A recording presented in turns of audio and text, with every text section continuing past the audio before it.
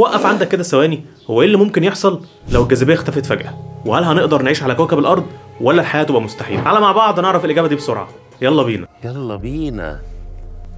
لازم الاول تسال نفسك سؤال، ايه هي الجاذبيه اصلا؟ الجاذبيه هي القوه اللي بتخليك تمشي على الارض وبتخلي الكواكب تدور حوالين الشمس، ومن غيرها كل حاجه هتطير في الهواء. تعالى مع بعض بقى نجاوب على السؤال ونشوف تاثير اختفائها. اول حاجه كل الناس هتطير في الهواء ومحدش هيقدر يقف او يمشي، الاجسام هتطفو في الهواء، يعني حتى كوبايه الشاي اللي في ايدك دي هتلاقيها بتطير. كل المباني الموجوده دي هتتفكك لانها مش هتقدر تقف من غير جاذبيه. الطرق والكباري هيطيروا في الهواء، كل الميه الموجوده في المحيطات والانهار هتطفو في الهواء وهتتحول لكرات ضخمه كبيره، يعني ممكن تلاقي كره ضخمه كده معديه من جنب. نخش على السؤال الثاني، هل هنقدر نعيش من غير جاذبيه؟ الاجابه قطعا لا، الحياه على الارض من غير جاذبيه مستحيله. الجاذبيه مش بس مثبتاك، دي بتحافظ على الغلاف الجوي، ومن غيرها الاكسجين هيتسرب للفضاء ومحدش يقدر يتنفس. خليني اقول لك ان الجاذبيه حاجه احنا مش حاسين بيها، ولكن هي سر من اسرار الحياه. لو اختفت فجاه الكون كله هيبقى فاضي وحياتنا هتتغير بشكل كبير، فلازم تقول الحمد لله وتشكر ربنا دايما على كميه النعم اللي احنا مش حاسين بيها. وفي النهايه لو عجبك الفيديو ما تنساش اللايك والفولو، وقول لي رايك في التعليقات. سلام.